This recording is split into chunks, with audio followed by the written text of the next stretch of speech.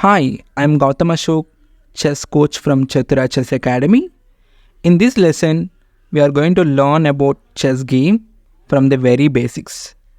It means we will learn about chess board, chess coins, and how the game will be played, what are the rules, how to win the game, and so on. Okay, let's get started. Right now, you can see a chessboard which is already arranged with the coins. You can notice one side arranged with white coins, the other side is arranged with the black coins. It means this game is played between two players. One player will play from the white side, the other person will play with the black side. So this is how the game will be played.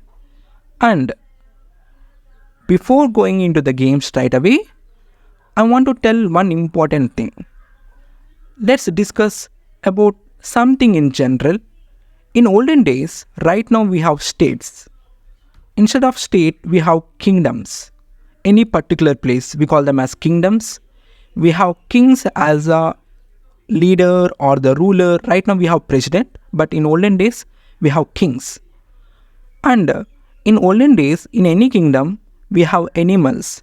They use for traveling. The animals are horses, camels, elephants. But when there is a war, they will also come and involve. And for sure, we have soldiers with the different weapons like swords and iron weapons, different weapons. They will also come and participate in the war. So why the wars will start? Let's say one kingdom wanna occupy the other kingdom. They will declare a war and they will try to arrest the enemy king. If they arrest the enemy king, that's the end of the war. They won the war. They will get the enemy kingdom. So likewise. So this is a brief history about olden days and the kingdoms. The same thing we can see in the chess games also. This is similar to the wars we are doing for fun over the chessboard.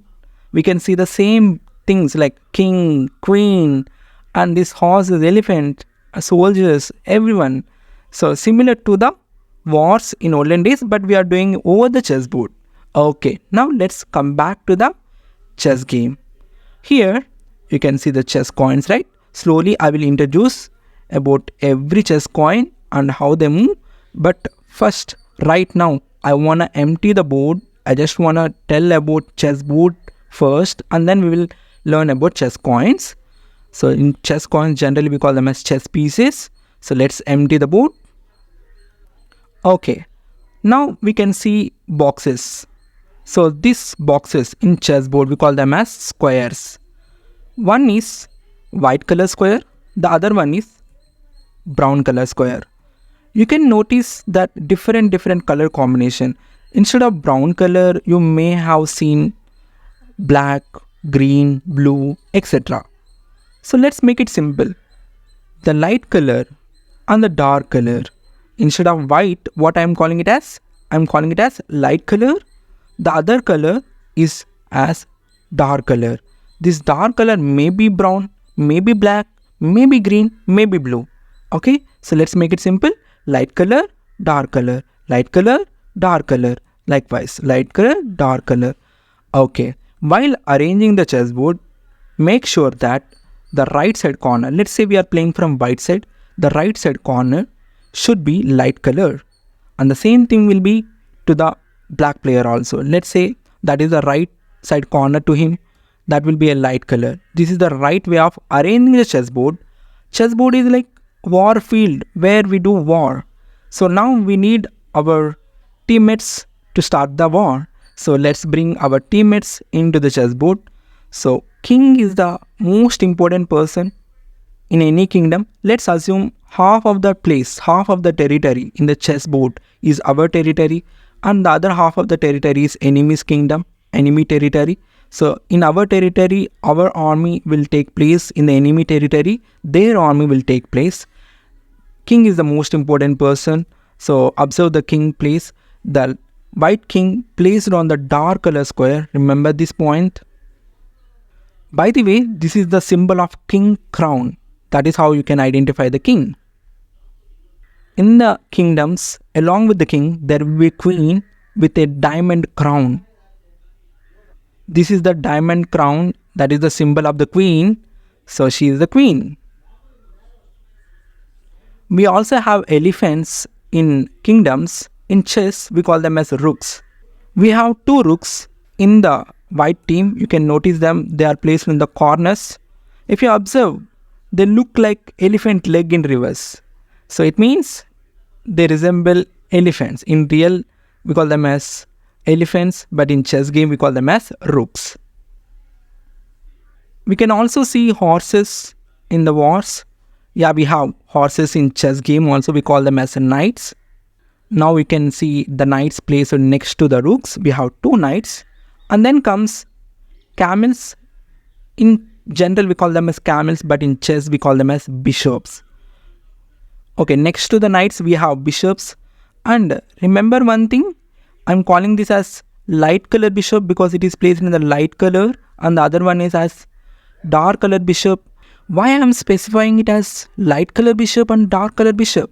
Okay, we will discuss about this point later on, but for now, just understand I'm specifying it as light color bishop. The other one is the dark color bishop because they are standing in light color and dark color. Okay, and we have soldiers in wars, and in chess we call them as pawns resembling the soldiers. Let's bring the pawns also into the chessboard. Okay, so now we have 8 pawns from the white side. This is our team. Of course, even the black team, it will have the same equal army. So let's bring the black team also. Okay, this is the complete arrangement of chessboard and coins. And you can notice we are having equal army, that too exactly opposite. King is facing the enemy king, and also you can also notice the queen is facing the enemy queen. And one point to understand, again I am repeating one thing, the right side corner should be light color for us as well as for the enemy also. I mean, we call them as opponents. To whom we are playing, with whom we are playing, we call them as opponents. And observe that the white king is placed on the dark color square and the black king is placed on the light color square. Okay, we understood what is chessboard, what are the boxes, what we call them as, and what are the coins, what are the names. Now the question is how they will move. Let's learn from the rooks. We will pick each and every coin. For now I am starting with the rooks. In real wars, if you want to win the war, you need to arrest the enemy king. Then only you can win the war.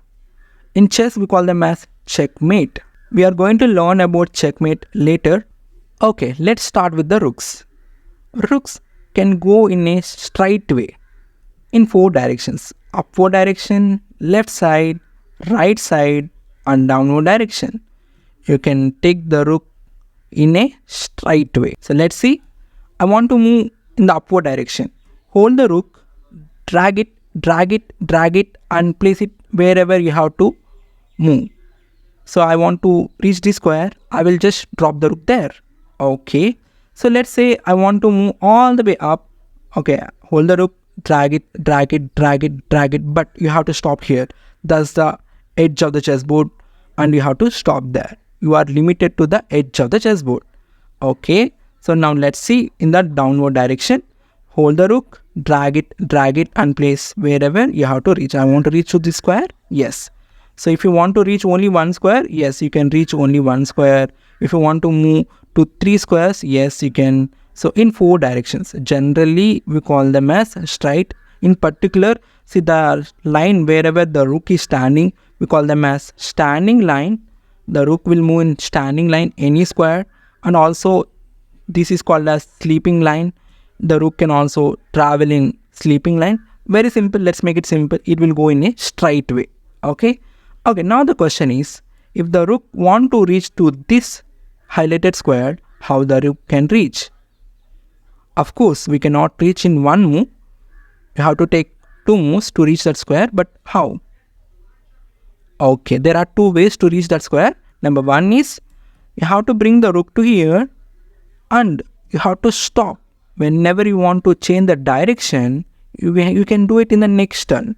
So okay, bring the rook to here and stop, drop the rook there, and in the next turn you can reach by changing the direction.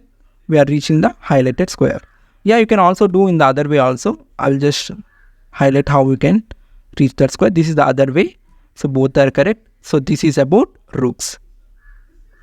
Okay, now we'll learn about bishops. One is light color bishop, the other one is dark color bishop. Do you remember? While arranging the chessboard, I specifically mentioned that this is light color bishop, this is dark color bishop. Let's see why now. You can understand. In general, the bishop will move in a cross way.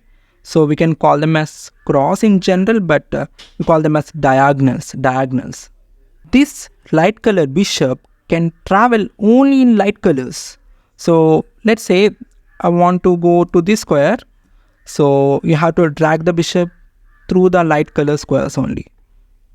It can reach to any number of squares but limited to the edge of the chessboard. Okay, so now let's take the other bishop, dark color bishop. It can move only in the dark colors. So in a cross way, in diagonal way, it can move only in dark colors. Light color bishop travels only in light colors. Dark color bishop travels only in dark colors. Okay, now let's take a small challenge. This bishop has to reach to this square within 2 moves. Pause the video, think for a while, and then resume. Okay, I hope you got the answer.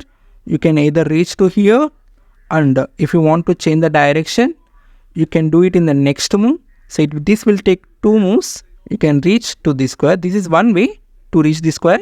The other way is the bishop can move to this square first in the first turn, and the next move it can reach to this targeted square. Okay, one more question.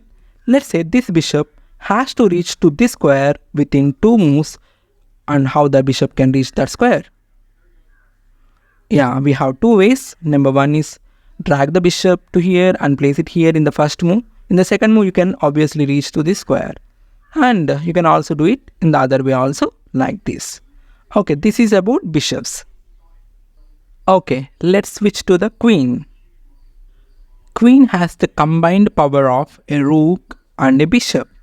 It means queen can travel like a rook, it means in a straight way, and also like a bishop. It means it also move in a diagonal ways also, cross also. Okay, now let's see some examples so that we can understand in a clear manner. Let's say the queen want to reach this square. So what I can do is, I can go in a straight way and then in a diagonal way, or I can go straight and then straight. So you can use both diagonal and also straight. So queen can go in a straight way as well as in a diagonal way. Okay, this is about queen. Queen will have the combined power of rook and bishop. It can also move to any number of squares like bishop and rook. Now let's discuss about the most important person in the kingdom, that is the king. King cannot move to a long distance. It can move only one square, any direction. It means in any direction, it can move to only one square. Okay, so let's see some examples so that you can understand. So all the highlighted squares, king can reach right now. Okay, so let's assume we need to reach this square. Let's try. One square, any direction, either diagonal, straight, any direction, only one square. So this is very simple, and this is about king. But king is the most important person in the kingdom. It is slightly tricky when compared to other pieces. Generally, people call knight will move in a L shape. So let's see how the knight moves. I will make it very simple to understand how the knight moves. In general, knight can move in 4 directions.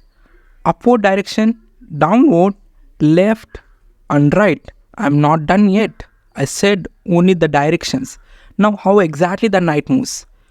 Let's count like 1, 2 side. Let's do that over the chessboard. In the upward direction, you have to go 1, 2 squares forward, and in the next square will be side, either left or right. So knight is able to reach this square directly, but for our general understanding only, I am telling like 1, 2 side. Initially To understand how the knight moves, we are counting like that. Once you will get habituated, you can do it directly to that L-shaped square. Okay, so in the upward direction, you can either reach to 1, 2, side, either this square or either left or right, this square also. So the knight can reach to this square and also this square. You can choose any of them.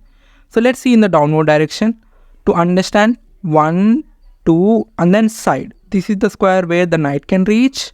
Let's do one more time. 1, 2 and then side. This is the other square where the knight can reach in the downward direction. Let's do in the right side direction. Let's do in the right side direction. 1, 2, side. Either left or right. So ultimately the knight can reach to this square or to this square. Let's see in the left side direction. 1, 2, side. So this is the square where the knight can reach, and also this is the other square where the knight can reach. Okay, what is L shape? So whatever the move the knight is able to make, that will be like in L shape. So right now you can notice that that looks like L. That is why people call L shape, L shape, L shape. So now let's make some moves with the knight. L shape, 1, 2, side. Okay, L shape, 1, 2, side, L shape. So this is how the knight moves. Okay, so I'm giving a small challenge to you right now. So let's say the knight has to reach this square within 2 moves. How the knight can reach to that square within 2 moves? Okay, so 1, 2, side. The knight is able to reach to this square in the first move, directly to this square, and the next one is 1, 2, side. Once you are habituated with directly in the right square in the L shape, then no need to count L shape. Okay. So, and one more important point about the knight is the only piece that can skip over the other pieces. So remember this point, we will learn about this in detail later on, but one point to remember about knight is having special ability when compared to other pieces. Knight can skip over the other pieces. This is the only piece that can skip over the other pieces. Okay, now we'll discuss about pawns. In wars, we call them as soldiers.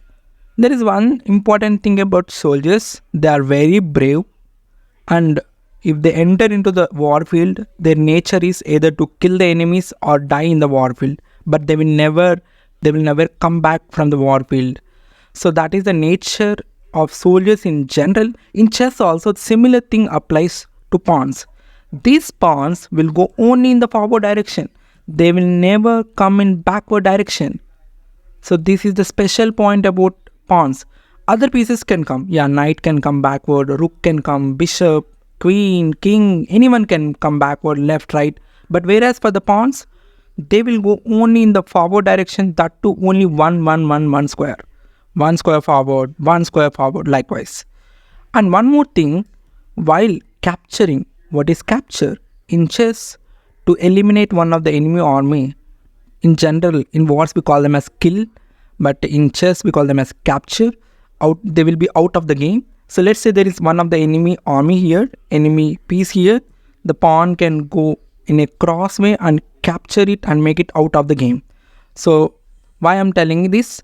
Pawns can capture in a diagonal way. So that is how the pawn can move while capturing. That too limited to only one square. One square. Okay. And there is one more special point about pawns, that is pawn promotion. Okay, what is pawn promotion? Said half of the territory is our territory, the other half of the territory is enemy territory. Likewise, right? This is in general for our understanding purpose. Let's say this pawn already entered into the enemy kingdom and reached all the way up by crossing all the enemies. That's a brave and a great achievement by the pawn. That should be appreciated, right? So this pawn will get promotion. The pawn can be converted into queen or a rook or a bishop or a knight. You cannot promote the king. King should be only one person. So you can take either queen, rook, bishop or knight. So I'm picking queen. Now the question is, let's say I promoted another pawn. Can I take another queen? Yes, irrespective of whether you have queen, whether you already promoted, it doesn't matter. If you promote the pawn, you can pick any of them, queen, rook, bishop or knight. I feel like queen is more powerful and I am preferring queen. You can choose any. So I am picking queen. So these are the rules about pawns. One more additional point regarding the pawns. What I said is pawn can move only one square forward. See, at the starting stage of the game, wherever the pawns are placed, this is called as birthplace. So when the pawns are in the birthplace, they have special ability. They can directly go to the second square. You can choose. You have the option of going only one square. When they are in the birthplace, they have that option of going to the second square also. So now let's say I push the pawn. This is in the birthplace, so I have that right to go directly to the second square. And when my opponent want to push the pawn, he opted for only one square. That's his choice. When they are in the birthplace, you can choose either one square forward or two squares forward. So with this pawn, I just choose to go only one square forward. But whereas from the enemy, from the opponent, he chose to go two squares forward. And regarding capture, yes, you can eliminate the enemy pawn. We can call it as capture. So the pawn can go and capture this pawn. Of course, even they can also recapture. Okay, so remember this point. When the pawns are in the birthplace, they can directly go to the second square. Okay, let's see about capture.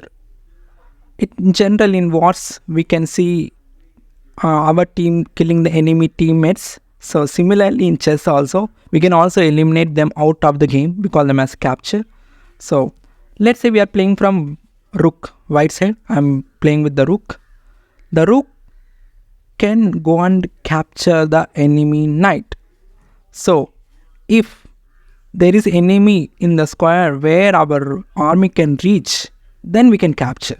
So the rook can go and capture this knight. It means that square will be replaced with our rook and the knight will be out of the game. We call it as capture.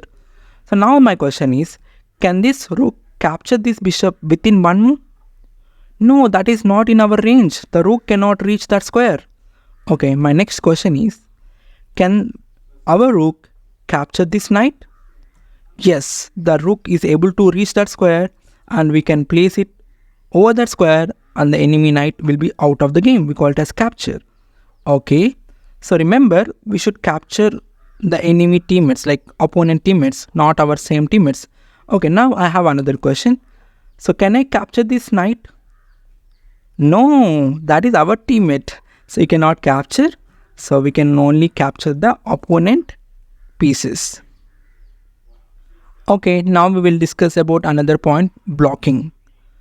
Okay, right now the rook want to capture the enemy knight, opponent knight, but our same teammate is stopping us. If someone is in front of our army, if you want to reach that square, if someone is interrupting us from the same team, then we call it as blocking. If any of our teammate is in the same direction where we want to go, then they are blocking us. So the rook is got blocked by the pawn. So then how can I go and capture this knight? So you need to go here and then lift the rook and then you can capture the knight. So this is what blocking is. Let's see one more example. Let's say bishop want to reach to this square within 2 moves. How the bishop can reach? Right now our own pawn is blocking our bishop. You need to remove that blocking and just push the pawn forward either 1 square or 2 squares, and in the next turn the bishop can reach. So this is about blocking, but there is one exception, that is to the knight. As we discussed earlier, that knight can skip over the pieces. Yeah, even there is some blocking to the knight, knight can directly go to the square in L shape. So knight is the only piece who can skip over the pieces and it can reach in the L shape. Now we know how the pieces move, what is blocking, what is capture. Okay, let's play a trail game. The purpose of this game is just to understand how the pieces move. And one point to remember, In chess game, white is the player who will start the game first. He will make a move, and in return, black will make a move, and then white will make a move. That is how the game will continue. If you want to win game, you need to arrest the opponent king. Let's say we are playing from white. Black king is our opponent king. When you arrest the enemy king, you will be the winner. And if they arrest our king, they will be the winner. In chess, arresting the enemy king is called as checkmate. That is how the game ends. We will discuss about checkmate later on, but for now, we'll focus on the moves. We know that white is the person who will start the game. So let's start from the white side. I know the knights can skip over the pieces, so I will start with the knights by skipping over the pieces. And from the black side, he want to activate the bishop, but the pawn is blocking, so he will push the pawn and he will activate the bishop in the next turn. The same idea, I will also push the pawn to activate the bishop. He activated the bishop, and I will also activate the bishop. He captured our knight, and we can also recapture. And he made pawn to 2 squares forward. I made pawn to only 1 square forward, and again he activated the knight. So that is how the game will go on. And I have got one chance. Bishop will go and capture the pawn, and so on. That is how the game goes on. Okay, we understood how the pieces moves, how we can play game, what is blocking, what is capturing. But what about checkmate? How can we win the game? Let's learn about checkmate now. Okay, just now our rook came to here. What is the intention of the rook? In the next turn, the knight want to capture this knight in the next turn. If you are about to capture the opponent army, we call it as attacking. Right now our rook is attacking the knight. Let's say if the knight doesn't move to any other square, if the pawn move to here, then we can simply go and capture. So first what we are doing, we are attacking, and then we can capture in the next turn. Okay, observe now, if the rook attacks the king, we call it as check. This is the special warning to the king. King is the most important person. So there will be a special warning. Hey king, you are in danger, man. Check yourself. Similar to that. So we call it as check. In that situation, we call it as check. And one more important thing is, now the king doesn't have options like, okay, let's be careless and do something like knight to here. Because let's say, assume that we are the black king. I will turn the board. Okay, for suppose I am the black king. I am in danger. I am the most important person in the kingdom. When I am in danger, how can I take care about other people? A knight, you go there. How can I take such decisions? I am the king. I am the decision maker. My safety is more important. Then I should come out of the check. If the king is in check, king should come out of the check, out of the danger. So what are the options to come out of the check? Let's see the options. Okay, so now if the rook came and gave a check, to understand what are the options we have if the king is in check, we are seeing this example. As a king, I can run away. So simply run to a safe square wherever the king will be safe. I can run to a safe square. This is the first option as a king. Second option, one of the army will come and say, king, I will protect you. I will block. I will just stop the enemy. I will just block the enemy. This is called as blocking. So someone coming in front of us and stopping the enemy to attack us, this is called as blocking. Second option what we have is blocking. And finally, the third option is, this bishop is saying, hey guys, be cool, I am here, I will take care, I will just go and capture the enemy. King, now there is no danger, this is best. Of course, yeah, the enemy is out of the game, king is safe. However, among the three options, you can choose any. Number one is literally run away, or you can have the option of blocking with some of our armies. And the third option is just capture the enemy who is attacking our king. So these are the options if the king is in check. So then what is checkmate? How the game will end?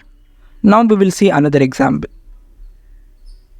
Okay, we are playing from white. Our rooks entered into the enemy territory, chasing the enemy king. So we are targeting this enemy king.